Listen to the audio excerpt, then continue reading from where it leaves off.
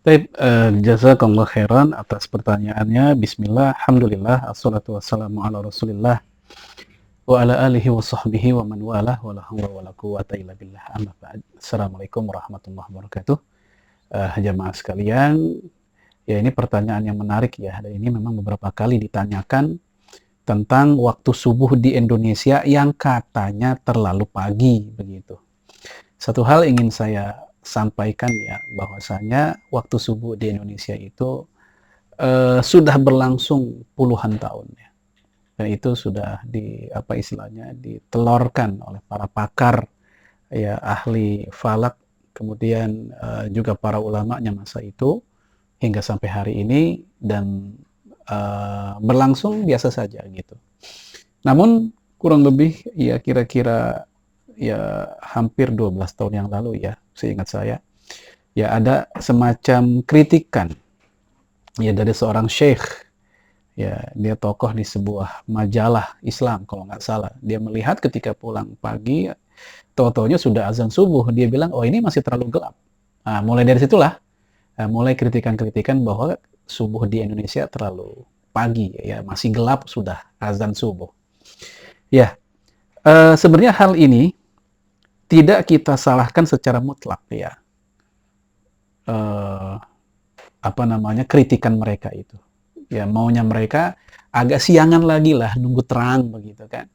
Karena memang hal itu berdasarkan sebuah hadis yang diriwayatkan oleh Imam Ahmad dan Imam An-Nasai, bahwasanya malaikat Jibril ya mendatangi Rasulullah dan menyuruh Rasulullah untuk sholat subuh di waktu hina asfaro jiddan. Ya, diceritakan thumma ja'ahu li subhi hina asfaro jiddan. Malaikat Jibril mendatangi Rasulullah alaihi salatu wassalam ketika langit sudah menguning. Itu maksud dari fajar sodik. Kita tahu fajar ada dua, ada fajar kadhib, ada fajar sodik. Ya, fajar kadhib itu belum waktu subuh seperti yang kita lakukan untuk sholat. Yaitu fajar sodik, yaitu ketika yang namanya waktu terang itu masih satu titik, belum rata. Itu fajar kadhib. Nah, fajar sodik itu ketika terang itu sudah rata, yang dalam bahasa malaikat Jibril tadi atau bahasa hadis tadi hina asfaro jiddan, yaitu ketika langit sudah begitu menguning. Kemudian malaikat Jibril berkata kepada Rasulullah, fasolli, fasolla, solatlah kamu. Maka Rasul pun solat. Nah, dari kisah ini menunjukkan bahwa waktu sholat subuh itu ketika terangnya itu sudah merata. Nah, kalau kita menggunakan hadis ini saja, maka kita akan membenarkan kritikan tersebut bahwa di Indonesia terlalu gelap subuhnya gitu. Namun ternyata di sini Syed Sabiq memberikan komentar. Ya, walaupun memang itu waktu subuh ya yang diistilahkan dengan fajar shadiq, namun para ulama mengatakan ya kama taqaddama fil hadis istihbabil mubadarah laha. Dianjurkan untuk menyegerakan. Jadi walaupun waktu subuh adalah terang tadi, namun dianjurkan untuk disegerakan. Ya, apa maksudnya disegerakan? Yaitu di waktu ghalas, di waktu gelap.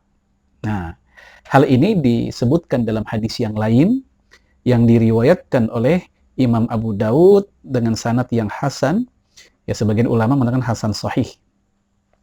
Dari Abu Mas'ud Al-Ansari, dia berkata, wasalla subha marratan. Bahwasanya Rasul pernah sholat sesekali bigolasin, dalam keadaan masih gelap. Thumma sholla marratan ukhra, kemudian pernah juga sesekali di waktu yang lain, fa'asfaro biha, yaitu dalam kondisi terang. Nah, jadi Rasul pernah juga ketika masih gelap, pernah juga ketika masih terang. Tsumma kana sholatuhu ba'da dzalik at-taglis. Nah, setelah itu Rasulullah membiasakan di masa-masa gelapnya hatta mata, sampai dia wafat.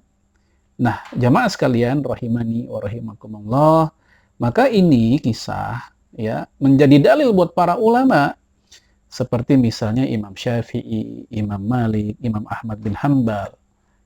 Ya, di antara imam 4 mazhab bertiga, mereka mengatakan waktu subuh itu disegerakan.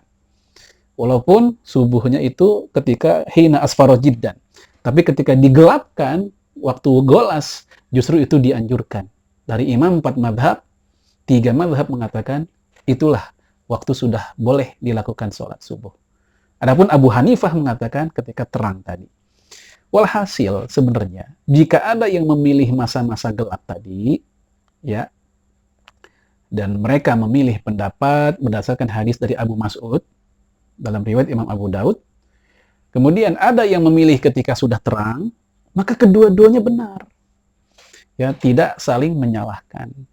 Maka kritikan tadi pun sebenarnya harusnya mereka juga melihat ya sisi lain atau dalil lain para ulama kita yang telah stabil sekian lama ya sholat subuh seperti itu. Ya, jadi keduanya benar. Kalau ingin di waktu hina asfarod jiddan silakan. Mungkin di antara kita ada yang pengen menundanya supaya benar-benar terang. Ya, ada yang memang ketika masih gelap. Ya, sebagaimana yang Nabi lakukan, sesekali Rasul pernah di waktu golas tadi, gelap. Gitu. Bahkan Rasulullah akhirnya melakukan itu hingga sampai wafatnya. Maka tidak ada masalah. Ya, apa yang terjadi, sholat subuh di Indonesia sama sekali tidak ada masalah. Adapun akhir dari waktu subuh adalah ketika terbitnya matahari. Atau istilahnya adalah syuruk. Ya. Dan jam berapakah itu? Kalau masalah jam memang tidak bisa dipukul rata. Karena masing-masing wilayah kan beda-beda. Antara Indonesia Timur, Indonesia Barat, Indonesia Tengah, bahkan dengan luar negeri bisa jadi berbeda kita. Ya kita katakan, oh jam 6 waktu terakhir subuh. Jam 6 di mana? Jam 6 di Jabodetabek mungkin waktunya isyraq. Tapi mungkin di Indonesia bagian yang lain jam 6 itu masih gelap.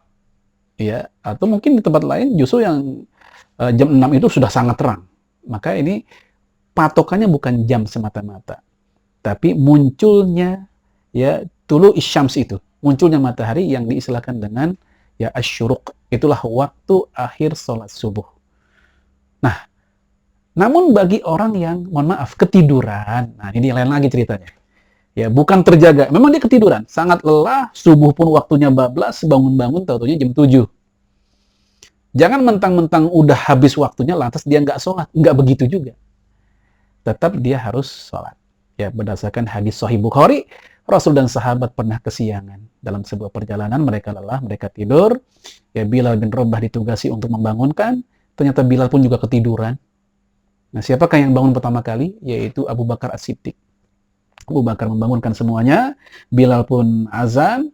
Ya, kemudian setelah azan, nggak langsung sholat subuh. Mereka 2 rakaat sebelum subuh dulu. Baru sholat subuhnya setelah itu. Dan bagaimanakah mereka bangun? Mereka bangun ketika matahari muncul dan pipi mereka kena panas. Apa artinya? Udah kesiangan kalau bahasa sekarang. Namun mereka tetap sholat subuh, bahkan qobliyah subuhnya. Sehingga kisah ini dikomentari oleh Imam Syaukani bahwa bangun kesiangan itu sama sekali tidak menganulir kesunahan qobliyah subuh, sebagaimana Rasul dan para sahabat juga melakukannya. Dan Nabi mengatakan, man nasya sholatan, siapa yang kelupaan dengan sholat, ya, maka falyusolli idza dzakaroha. Sholatlah dia ketika dia menyadarinya, ketika dia mengingatnya. Jangan ditinggalkan, tetap dia sholat. Ya. Dan hal ini tidak ada la kafarata laha illa dzalik. Tidak ada tebusan lain kecuali itu. Jadi walaupun dia kesiangan bangun, anggap jam 8, jam 9 baru bangun, maka tetap dia wajib sholat subuh walaupun itu ya mengqadha'nya dari waktu subuh yang dia tinggalkan sebelumnya. Semoga bermanfaat. Assalamualaikum warahmatullahi wabarakatuh.